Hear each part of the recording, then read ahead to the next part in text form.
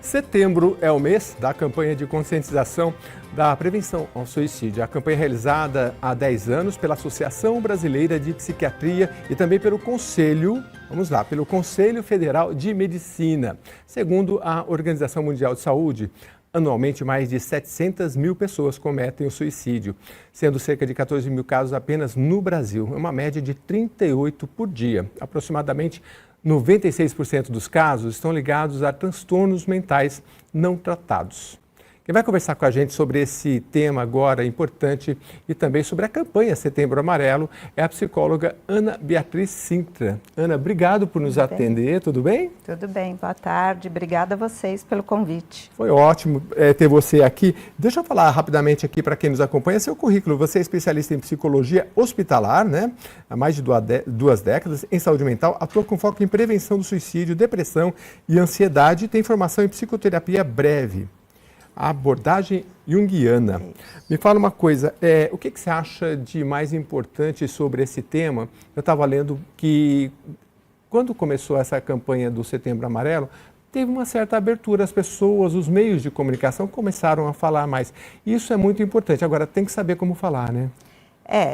Eu acho que mais importante do que saber como falar é não fazer muito alarde. Correto. Né? Tem que mostrar, mas abrir que isso não é fraqueza.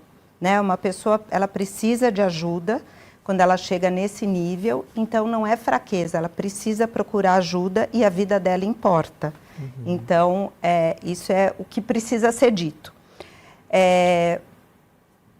Apesar de ter a campanha, como ainda é muito recente, 10 anos para pesquisa ainda é recente, no começo teve um aumento. E agora vem caindo, mas o Brasil ainda é o número 1 na América por suicídio.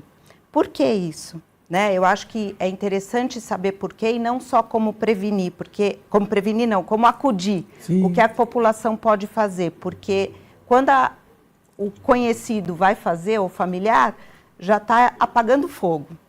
Né? Então, tratar qualquer distúrbio, você falou 96%, eu colocaria que é 100%.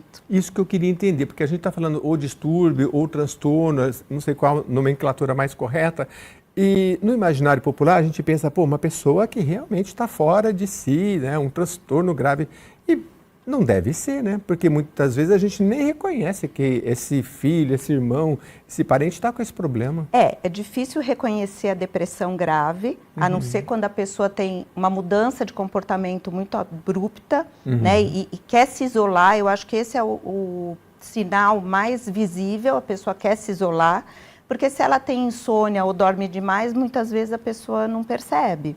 Se ela come demais ou perde o apetite, também às vezes as pessoas não percebem, só quando já perdeu muito peso ou quando já engordou demais. Então eu acho que irritabilidade, ficar nervoso, explosivo, sendo que não era, está por motivos leves, é um sinal. Mas a depressão grave é o que mais leva ao suicídio. 96% dos casos tem por trás a depressão. Depois vem outros distúrbios. Vem adictos, que são usuários de droga e dependentes alcoólicos, porque libera a impulsividade e não tem o freio. Perde o senso, né? O córtex frontal fica adormecido e a pessoa acaba fazendo coisas até que ela não quer. Tem também outros distúrbios, com uma predisposição maior ao suicídio, que não precisa necessariamente estar com depressão, que é a bipolaridade e a esquizofrenia e a pessoa que sofre de borderline. Então, quem já sabe que foi diagnosticado com esses distúrbios tem que estar em tratamento, porque a predisposição ao suicídio é muito maior. Se vem com uma depressão junto, aumenta mais ainda. Só que o interessante é que em cada país tem um motivador, porque isso a gente está falando de sinais para a gente perceber. Né? Mas, por exemplo, na Ásia, que é a campeã, né, de principalmente um paizinho pequenininho que chama Lesoto, o maior índice de suicídio é por conta da violência, que é um país muito violento, Violência contra as mulheres, que a gente está vendo agora bastante isso, né? Feminicídio. E pobreza extrema. Então, nesse país, são esses fatores que levam as pessoas...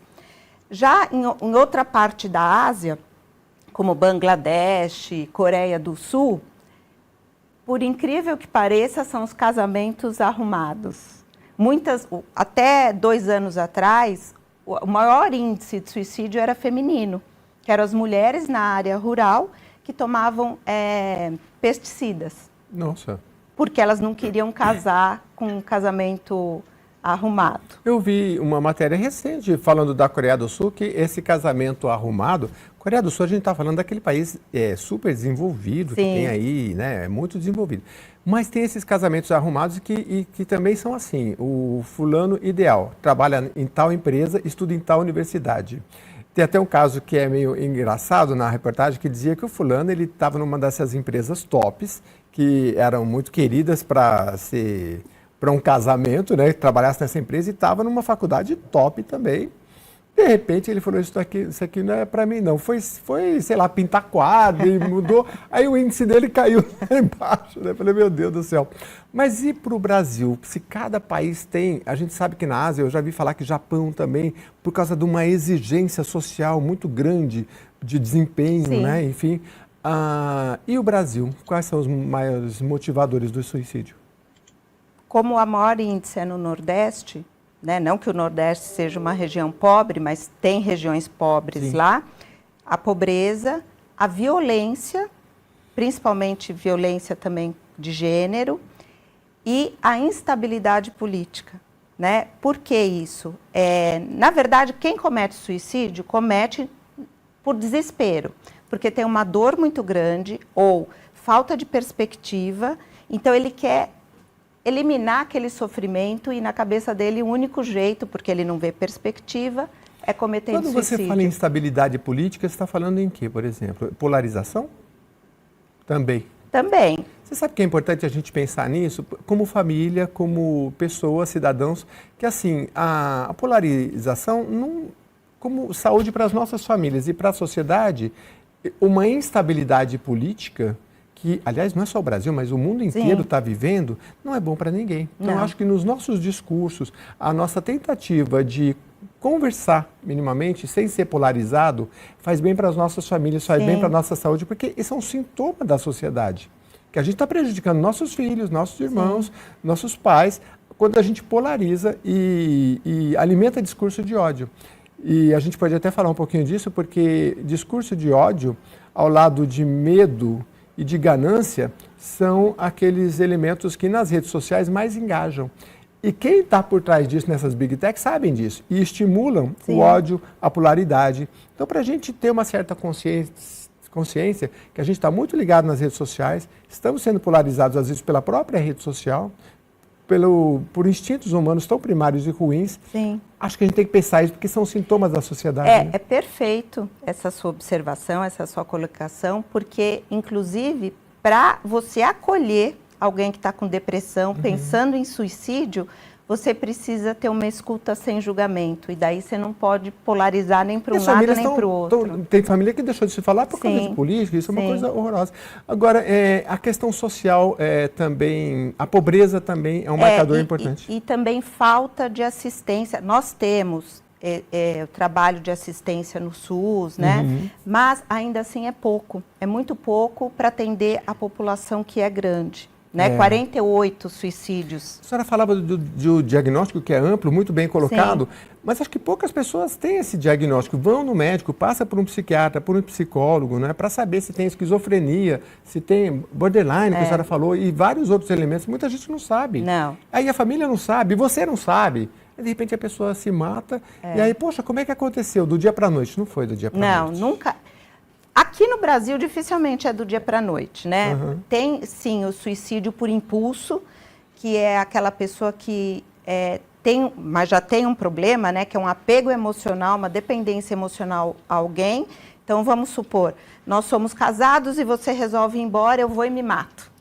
né? Porque eu não consigo viver sem você. Esse é o suicídio de impulso, que não teve um planejamento, a pessoa não ficou ruminando que ela queria morrer.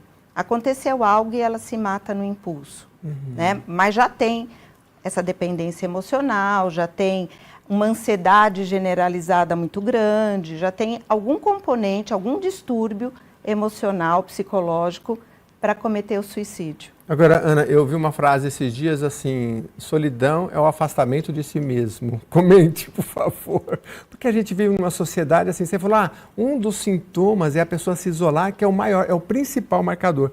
Aí eu fico pensando, se isso fosse há 50 anos, era uma coisa. Hoje, a gente tem isso aqui. E aí a pessoa se isola, mas está numa rede social, às vezes está numa inteligência artificial conversando que só alimenta aquilo que ela já vê. Houve casos de a pessoa ser alimentada incentivada pelo suicídio. Sim. Então, a questão da rede social e isolamento por meio de redes tem que ser tratado também, né?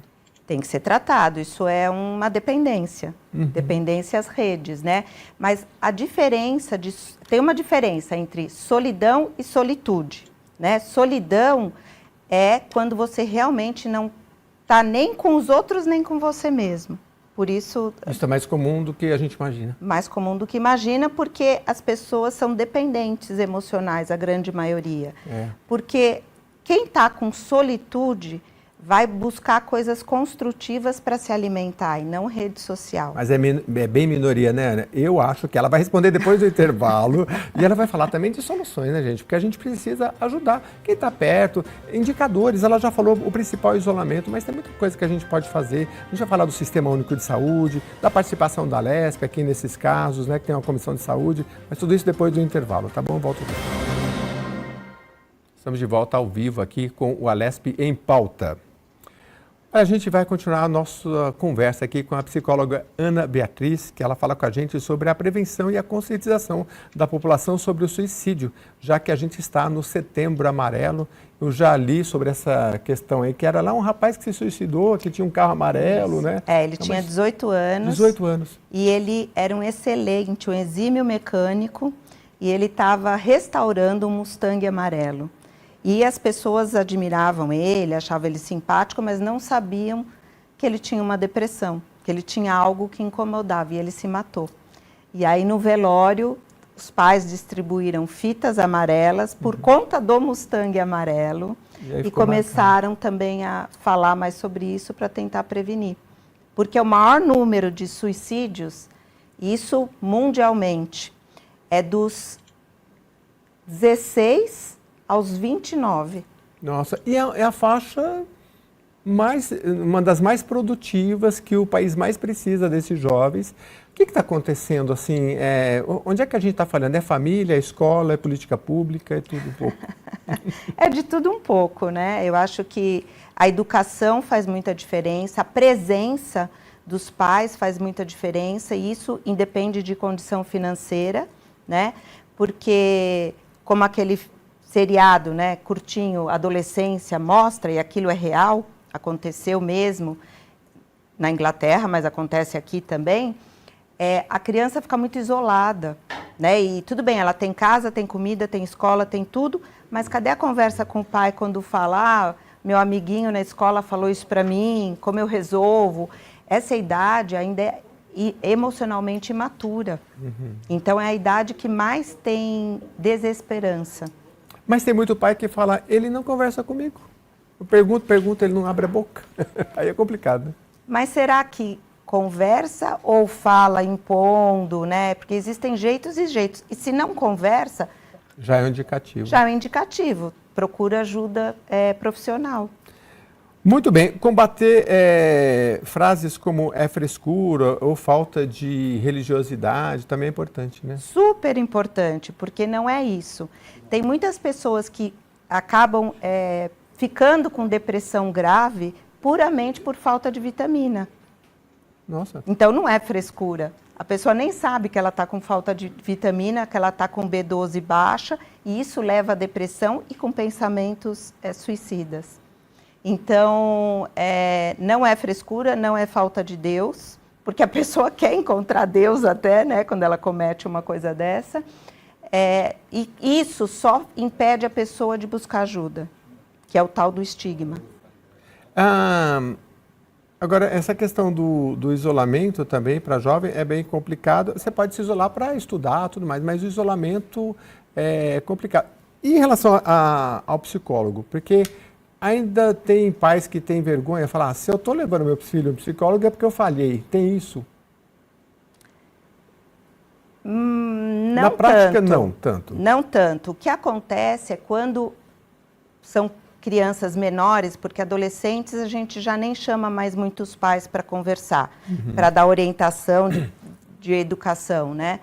Quando é menor e percebe que eles, pais, também precisam mudar em alguma coisa, aí eles tiram a criança, porque a criança é o problema, não é eles. Aí tem a resistência dos pais. Mas adolescente, nessa idade não, porque ele já vai sozinho. Até que idade, assim, é um marcador, assim, pai participa da conversa com o psicólogo e já pode ser sozinho? Eu acho que depende muito do profissional, mas eu acabo colocando até uns 14, 15 anos, tem que chamar os pais. Você ainda atende? Já atendeu? Atendo. Como é que é essa conversa? Vamos aproveitar aqui, porque, gente, muita gente nunca foi no psicólogo. Olha, eu fui no psicólogo uma vez, achei muito interessante, ela era maravilhosa. Ela falou assim, ela era meio brava, ela falou, primeira coisa, Jeremias, psicólogo longe da sua casa não vai adiantar, é igual a academia. Você vem uma vez, procura ser perto da sua casa. Segundo, você vai sair, tem dia que você vai sair melhor, tem dia que você vai sair pior. Ela era assim, mas eu adorei ela, me identifiquei. Quanto à distância, não mais, né? Porque hoje em dia a gente trabalha até online. Isso faz tempo. Eu já atendi gente na Austrália, gente nos Estados Unidos. Mas como é que a conversa com o adolescente chegou? Dá para falar um pouquinho, claro, em tese? Dá. Vai parecer uma conversa de amigo, né? Só que a grande diferença é que amigo normalmente julga e dá conselho. E o psicólogo não julga. E pai também, né? Já vai julgando e dando conselho. Mas eu falo todo dia isso para você. E você não me obedece, né? Então, o psicólogo, ele não julga e não dá conselho. Mas ele vai abrindo caminhos, devolvendo perguntas e dependendo da sua fala, né? A gente vai pescando coisas que vou te devolver. Então, você acha que é isso? Mas por que você acha que é isso? Né? E a pessoa vai trazendo do inconsciente para o consciente e vai refletindo uma série de coisas que, quando ela está com problema, ela fica presa num ponto, ela fica ruminando aquele ponto. E fecha, né? Ela não vê nada do lado. De repente, o cérebro... Porque o cérebro também, ele, não sei, né? Tem a questão química também, ele começa a fechar o pensamento dele, né? Tem a questão química... E tem pessoas que são viciadas em, por exemplo, DR. Discutir relação. Agora, vamos dar um passo atrás. O adolescente chegou até o consultório, mas, vamos supor que ele tem irmãos ou irmãs ou colegas da escola, ele não vai... Existe a possibilidade dele sentir vergonha, os irmãos falam assim, tá indo lá no psicólogo, só você, né? A família tem que administrar isso. Isso já foi bem pior no passado, né? Hoje, graças a Deus, com os atletas falando que, graças à terapia, eles conseguiram o pódio, né? Conseguiram vencer, artistas também colocando que a terapia que salvar a vida deles, músicos famosos. Então, eu acho que isso diminuiu bastante, mas ainda, às vezes, tem. Mas terapia é para todo mundo?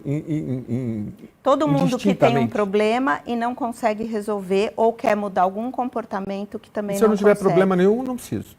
Pra quê? Que bom saber. Só se você quiser mudar algum comportamento seu que você também não está conseguindo. Ou uma situação sempre se repete. Por exemplo, já é o 5º casamento e não dá certo. Bom, tem alguma coisa que você não está vendo. Porque o problema sempre está na gente, não está no outro. Porque pode estar no outro, mas por que você aceita ou vai atrás daquele outro?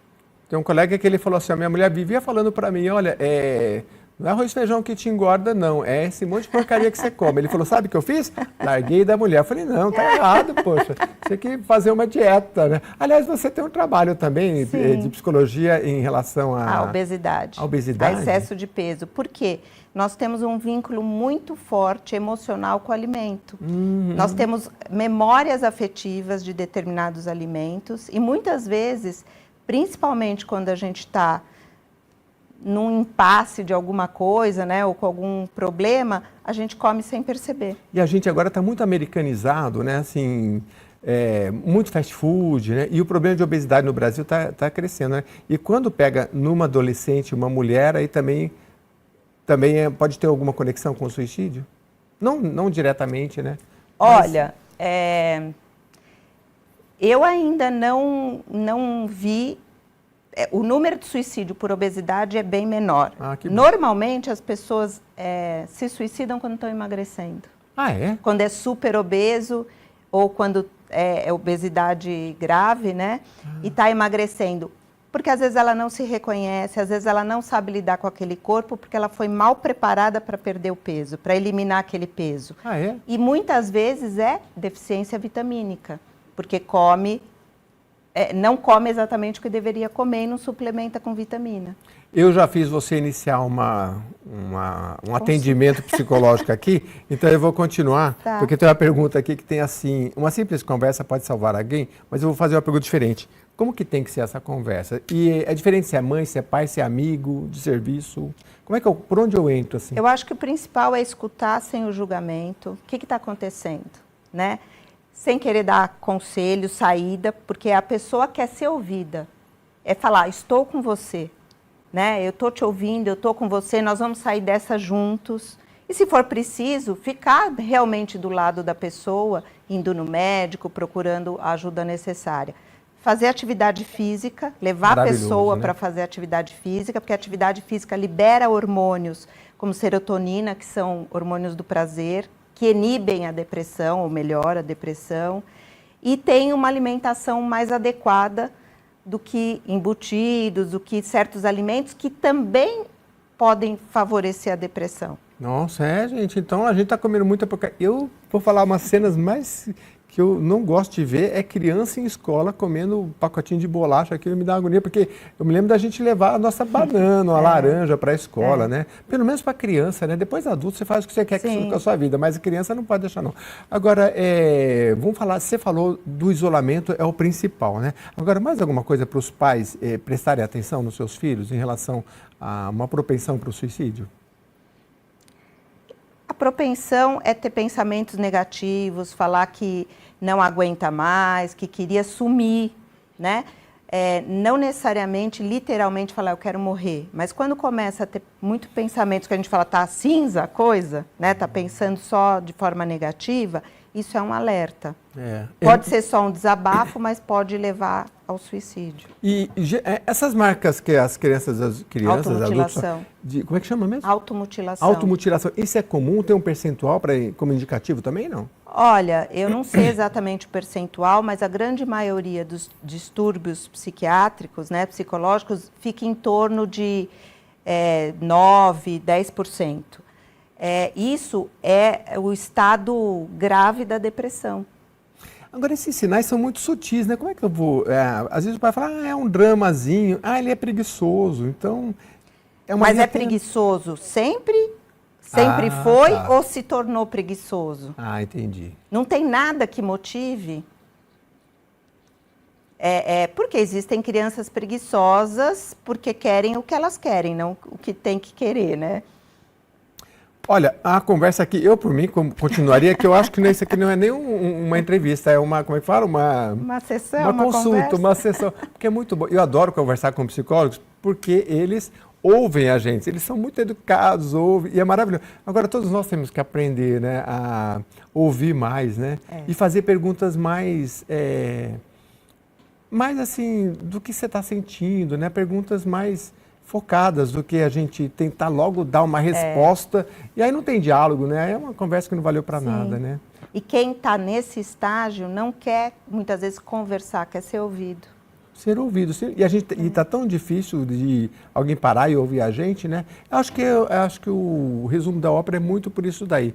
Isolamento, cuidado e procurar ouvir e conversas. E principalmente, eu vejo pais assim, esse negócio de internet...